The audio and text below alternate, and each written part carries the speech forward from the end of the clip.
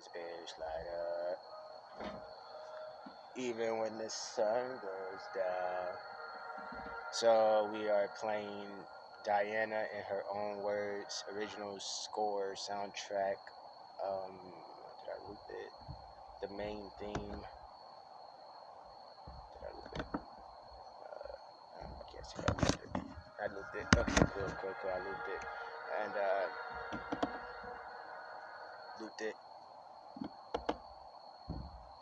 Fuck, come on.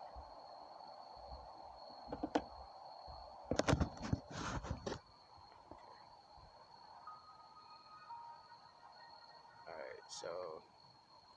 Oh, okay. Let's try to start this over. At the loop. It's on high volume. Alright. And here we go, man. So, good evening, everybody. It is 8:44 p.m. Eastern Time on Friday, November 4th, 2022. Chad Xavier here recording live from Duluth, GA. Basically, it's not a lot of light here. What can I do about that? I don't think I can really do anything about that. I would have to. There's really nothing I can do about that. I could move the table back, but I'm not gonna do all of that. Fuck it. Just no light in this bitch right now. So, just to get back in the groove of recording, I just got out of the shower a few hours ago. Great shower.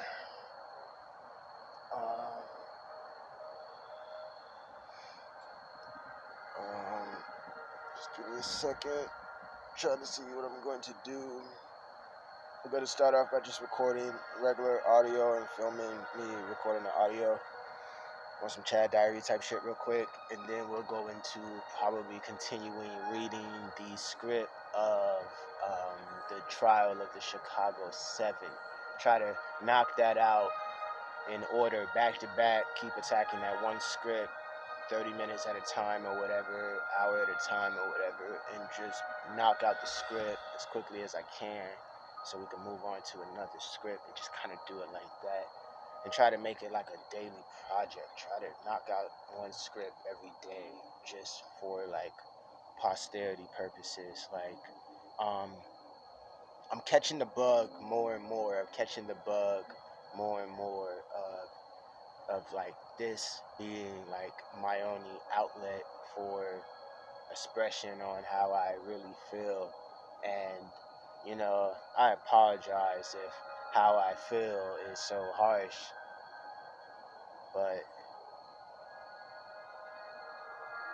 it's how I feel.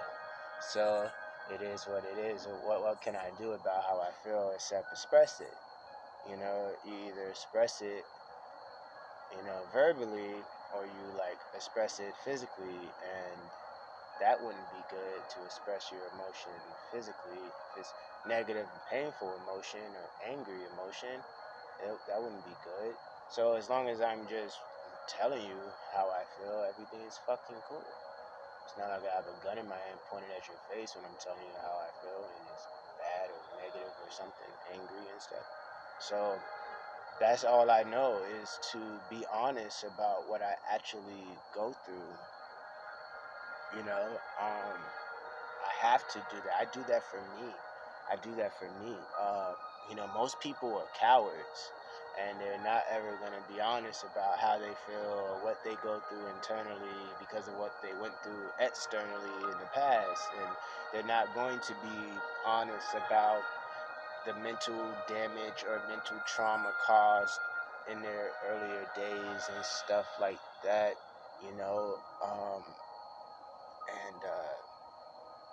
just thank God I'm not like them, you know.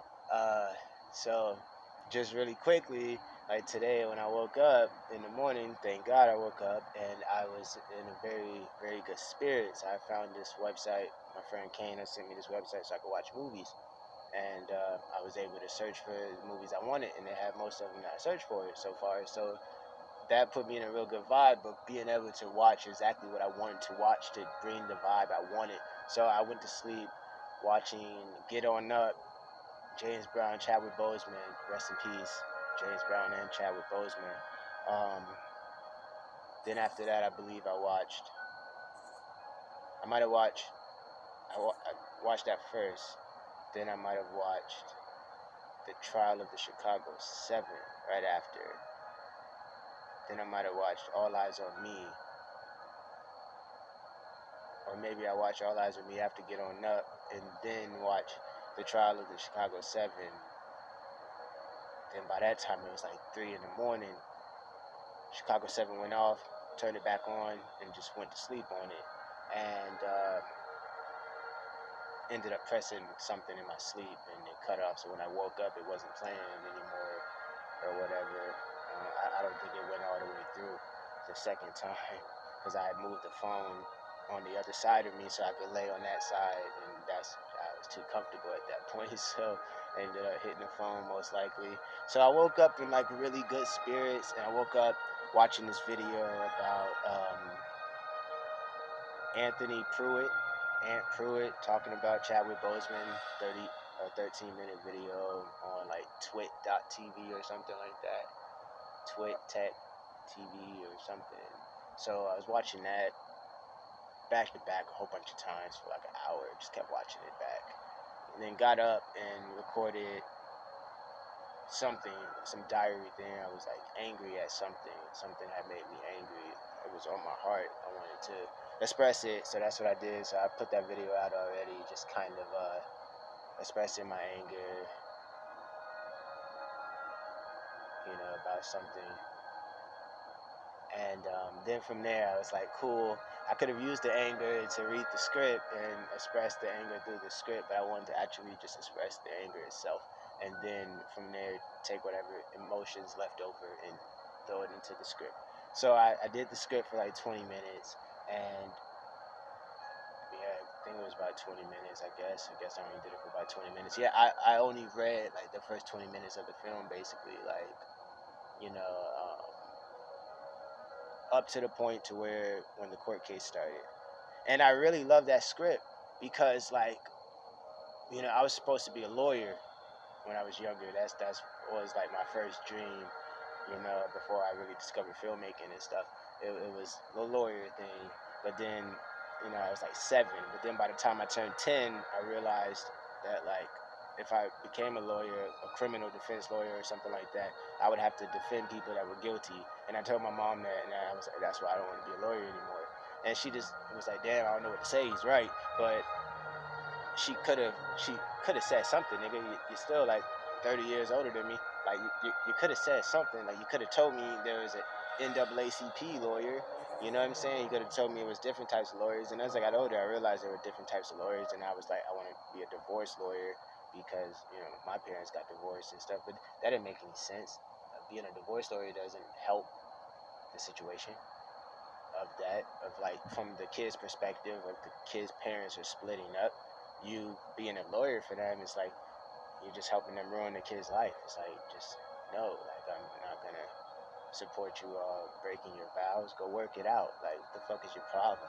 You're fucking quitters. And then you got this kid here, so you're just teaching him to be a quitter, and just or whatever. So I don't know. But that lawyer thing is still in me. The whole politics. I love politics. I love reading about political history of America and the world, foreign relations, foreign policy, domestic policy, just the economy. I'm real big on the economy. I'm really good at the economy. I'm an economist and a futurist. I'm a whole bunch of shit, man. So I'm just trying to find my way in the world, which direction that I really want to go in with everything, because I can do so many things. I'm so talented. I'm just like so blessed, with extreme mental versatility. I'm so mentally uh, well versed and stuff, So I just woke up feeling good and was in real good spirits all day. Then when I was getting ready to eat, I started watching stuff about Silence of the Lambs, like the making of the film. So, because I'm writing a horror story, so that's one other thing I want to do. I want to, like, work on, just making regular videos, audio, doing a diary kind of thing. Then from there, read a script that I want to read to practice my acting and to just more internalize the elements of the script, so it's internalized. I just know fade in, interior, doorway, daytime, stage directions, dialogue, cut to, and all of those things, and just noticing how the different scripts have different types of stage direction, the different levels of detail within the stage direction. The greatest level of detail I've seen in a script in the stage direction has been Scarface. Look up Scarface, Al Pacino, 1983 or whatnot, and look that up. And that's like paragraphs of stage direction. It was like a novel. It was just so detailed. And then when I told Isaiah that on the phone, I'm reading it to him. I told him that he was like, "Yeah, man, I could tell just from how you're reading it. Like, damn, yeah, it sounded like a book. Like that's why the movie was so vivid. Cause like, yeah, they really went in on the stage directions. They wrote it like it was a novel. Like, just write your novel, then your dialogue. That's your stage directions. Like we see, and then write paragraphs of everything the camera sees, and then cut to your monologue and your dialogue, and just going back and forth like that. So I'm just doing that, and just to make sure like the only thing I'm putting in my brain is like what I want to put in my brain, because other than that, I just have like, you know, the torment, going on. Yesterday, I had got a call from Mr. Bryant while I was recording, talking about, you know, the pain I go through. And he called me to check in on me because he was concerned. I had sent him a message that had concerned him. So he wanted to reach out to me to make sure I was okay. And based on what I was telling him, he asked me to just be honest with him. It's like, tell me straight up, bro. Like, are you being tormented in your head? Because it sounds like you're going through mental torture, mental torment. I'm like, yeah, bro. I definitely would describe what I'm going through as mental torture, mental torment, and it's bad. And he was like, yeah, because I know someone else at my job or something that's going through something similar. He feels like people are out to get me. And I was like, he asked me, do you feel like people are out to get you? I was like, not really. Like, people out to get me? Like, of course you have like people out to get you because they're just like jealous of you. And you know what I'm saying? Like, you have a better energy than them. So yeah, there are lower vibrational beings trying to, fuck with me. Like Brendan, like just stupid people. You know what I'm saying? Other than that, like the people that would purposely try to bring down my vibe, because it's a jealousy thing. It's like, you know, no matter what you think about Chad, Chad has a lot of stuff that you don't, and the stuff that you have that Chad doesn't, like Chad doesn't want that, and the stuff that Chad has that you don't, you want that. You know what I'm saying? Like I have everything you don't, and when I say that, it has nothing to do with materials. That's what I'm saying. You can't you can't buy um, you can't buy more skills. You know what I'm saying? You can pay to learn more skills, but you can't you know what I'm saying? You can't buy an understanding of economics. You can't buy an understanding of, creative arts and stuff like, or whatever. So I just wanted to get that out real quick before I do reading on the script again. But I went to Google while I was on the phone with Bryant, and I was looking up what he was saying. I was like, signs of mental torture, and then it didn't pop up. So I had to switch it to like signs of mental torment. Then something popped up for that. Because the first one was like, oh, signs of mental abuse, like from someone else. No, I mean like a mental torture. What's the sign of? So they gave me a link. It was like signs of emotional distress. That's what it's actually called. It's called emotional distress. So they gave a nice little list of things. I took a picture of it. I'll go to my phone soon. I think I kind of remember the list though. Let's see if I just remember so far. The first one was crying spells and bursts of anger. And the fact that they were both in the same line, I was just like, oh my goodness, they're both the same shit. You gotta go through your crying spells, and then you go through your burst of anger, and that's just such a weird juxtaposition to go through, like crying spells and burst of anger. So it's like anger spells and burst of tears kind of thing, same shit basically. And so I was like, check, double check on that one. I definitely go through the crying spells and the burst of anger. This morning you saw the burst of anger on the video I did. then you will see videos all the time of my crying spells. So my videos will alternate between crying spells and burst of anger, and that's like hilarious. That's fucking hilarious. So like the second one after that would have been like fatigue, and then headaches and stomach pains, or uh, not eating, like just not. It said like either like not being hungry or just not eating, something like that. So that was a check. It was like difficulty eating. There we go. Just a difficulty eating. Yeah, kind of difficulty. Like wanting to eat. I barely eat. Yeah, I'm about to be 33. I'm like 120 pounds. You know what I'm saying? I was 75 pounds all through middle school. So in ninth grade, I was like 85 pounds finally, but I was wrestling 103. That's why I had to stay that same weight. I wrestled 75 pounds all through middle school. Then I had to wrestle 103 pounds, and I only weighed 85. So I slowly got up to 103, and then by the time I stopped wrestling in 11th grade, I don't even know how much I weighed. According to the 103, I don't know how close I was to the actual weight. It's probably as close as I ever would have been.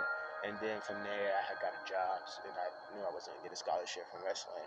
And so I just quit wrestling and was working and stuff. And I regret not really realizing how much wrestling could have changed my life, and like actually, uh, you know, um, it is what it is.